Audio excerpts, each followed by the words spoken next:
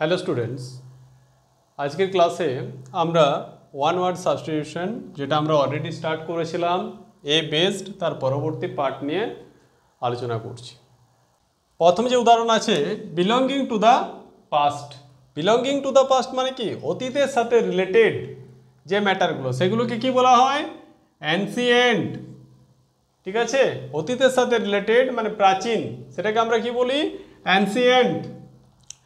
Next, fear of one self মানে নিজেকে ভয়, হ্যাঁ, সেটাকে বলা হয় অটোফোবিয়া। এই যে এখানে খেয়াল করো, ফোবিয়া মানে হচ্ছে ভয়, আর নিজেকে যখন আমি আগের দিন বলেছিলাম যখন নিজের জীবনে নিজে লেখা হবে তখন সেটা কি বলেছিলাম? অটোবায়োগ্রাফি। আবার যখন কেউ নিজের সিগনেচার দিচ্ছে সেটা কি বলা হবে? অটোগ্রাফ। তাহলে নিজের ইয়েটা হচ্ছে অটো আর ভয়ের ইয়ে ফোবিয়া। তাহলে ফিয়ার অফ ওয়ান সেলফ সেটা হচ্ছে autophobia.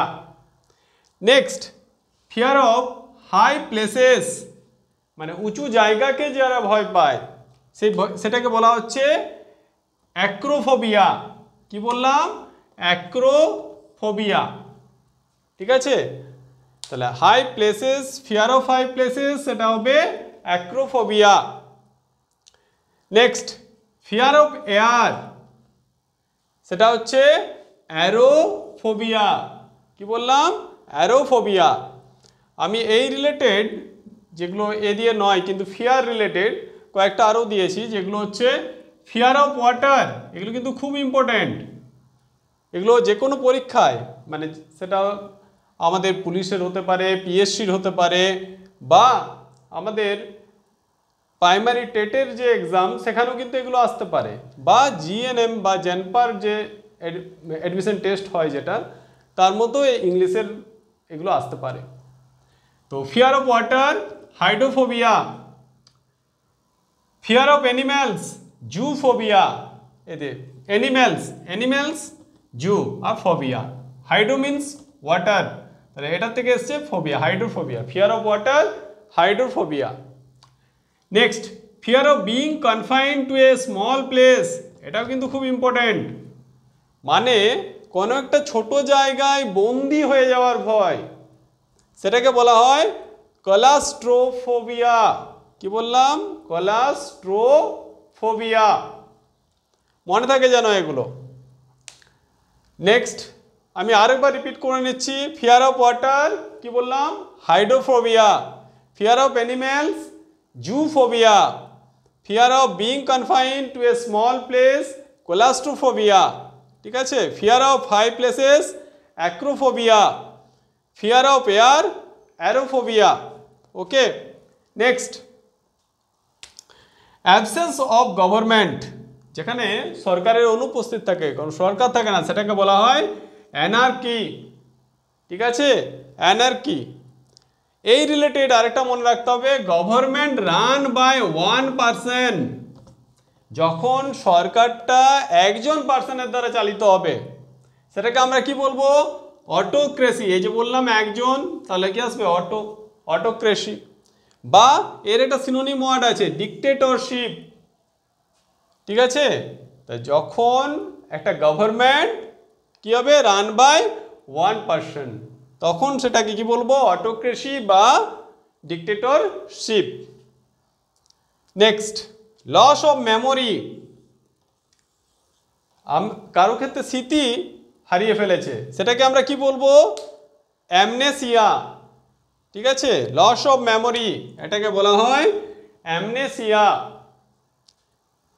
Next, to increase the speed মানে যখন গতিকে বাড়ানো হবে সেটাকে আমরা কি বলি? অ্যাক্সেলারেট। ঠিক আছে, মনে রাখবে অ্যাক্সেলারেট এটা মানে হচ্ছে গতিকে বাড়ানো। টু ডেস্ট্রয় কমপ্লিটলি এটাকে বলা হয় অ্যানহিলেট। কি বললাম? অ্যানহিলেট। ঠিক আছে, এটা মানে হচ্ছে কোনো কিছুকে সম্পূর্ণরূপে ধ্বংস করে দেওয়া, সেটাকে আমরা বলতে পারি অ্যানহিলেট। পরের এক্সাম্পলগুলো দেখে নিই। A mechanic or craftsman who has acquired skill in a particular art মানে কি? একজন মেকানিক বা ক্রাফটসম্যান বা শিল্পী বা কোনো একজন একজন মিস্ত্রি বলা যেতে পারে, মেকানিক, বা একজন শিল্পী, ক্রাফটসম্যান যেটাকে বলা হচ্ছে, who has acquired skill in a particular art, মানে কোনো একটা বিশেষ শিল্পে দক্ষতা অর্জন করেছে, স্কিল অর্জন করেছে, তাকে কি বলা হবে? আর্টিসান। আমি আরেকবার বলছি, একজন মেকানিক বা ক্রাফটসম্যান যে কোনো একটা বিশেষ শিল্পে দক্ষতা অর্জন করেছে তাকে বলা হবে artisan. Having a double meaning, এটা কিন্তু খুব important. Having a double meaning মানে যেটার দুটো মিনিং থাকে বা দুটো অর্থ প্রকাশ করে তাকে বলা হয় অ্যাম্বিগিউয়াস। কি বলা হয়? অ্যাম্বিগিউয়াস। ঠিক আছে, ডবল মিনিং এক্সপ্রেস করবে।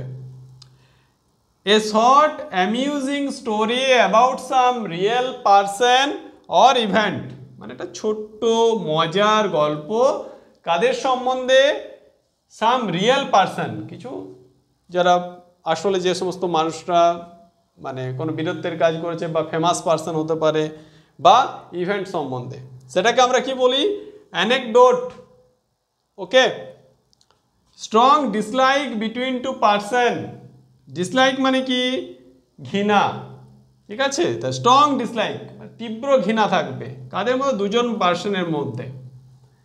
ঠিক আছে, সেটাকে আমরা বলি অ্যান্টিপ্যাথি। কি বলা হয়? অ্যান্টিপ্যাথি। নেক্সট, অ্যান্টিপ্যাথির অপোজিটটাও জেনে রাখতে হবে, সেটা হচ্ছে সিম্প্যাথি। এটা কিন্তু এর অপোজিট। যখন ফিলিংস অফ পিটি, এটা মাইন্ডে রাখতে হবে। ফিলিংস অফ পিটি বা কাইন্ডনেস যখন আসবে তখন সেটাকে বলা হবে সিম্প্যাথি। বাট যখন স্ট্রং ডিসলাইক থাকবে তখন সেটাকে আমরা বলবো অ্যান্টিপ্যাথি। ওকে, পরের question. One residing in a foreign country, একজন যে ফরেন মিন্স কোনো বিদেশে বা অন্য কোনো দেশে বাস করছে তাকে কি বলা হবে? এলায়েন বা ফরেনার। ওকে, আমি আরেকবার রিপিট করছি এটা। One residing in a foreign country, তাকে বলা হবে এলায়েন বা foreigner. Okay, next. One who is all powerful, একজন যে সর্বশক্তিমান বা সবচেয়ে ক্ষমতাশালী তাকে বলা হয় অলমাইটি বা omnipotent. ওকে, অলমাইটি বা omnipotent. Next, deviation from the common rule or standard, যেগুলো কমন রুল মানে সাধারণ যে নিয়ম কানুন তার থেকে যখন ডিভিয়েশন ঘটবে মানে আলাদা হবে বা পার্থক্য থাকবে সেটাকে বলা হচ্ছে অ্যানোমালি। তবে আরেকবার মনে রাখো, এটা deviation from the common rule or standard, that is anomaly. Next, objects possessed life, মানে যে সমস্ত অবজেক্টগুলোর প্রাণ আছে সেগুলোকে আমরা কি বলি? Animate object. এটা আমি লাস্টে বলেছিলাম, লাস্টের যে ক্লাস আমাদের নাউন অ্যান্ড জেন্ডার সম্বন্ধে তাতে কিন্তু এটা বলা হয়েছিল। পার্সনিফাইড অবজেক্ট বলতে গিয়ে আমি বলেছিলাম যে যখন কিছু ইনঅ্যানিমেট থিংস, এর অপোজিট হচ্ছে inanimate. Animate means living things, inanimate means non living things. তো নন লিভিং থিংসের ক্ষেত্রে কি বলছিলাম? পার্সনিফাই করা হবে, তখন সেটা পার্সনিফাইড অবজেক্ট। তোমরা আরেকবার শুনতে হলে ওটা লাস্ট গতকালের যে নাউন অ্যান্ড জেন্ডারের ক্লাস আছে সেটা অবশ্যই দেখে নেবে। এখন যেটা বলছি, অবজেক্ট পজেসড লাইফ, মানে যে সমস্ত অবজেক্টগুলো লাইফ আছে সেগুলো হচ্ছে অ্যানিমেট। কি বললাম? অ্যানিমেট। ঠিক আছে, পরের এক্সাম্পলে চলে যাচ্ছি। Lack of enough blood in the body, lack মানে কি? অভাব। ল্যাক মানে অভাব। যখন এনাফ ব্লাড মানে পর্যাপ্ত রক্তের অভাব থাকবে শরীরের মধ্যে সেটাকে আমরা কি বলি? অ্যানিমিয়া। কি বলা হয়?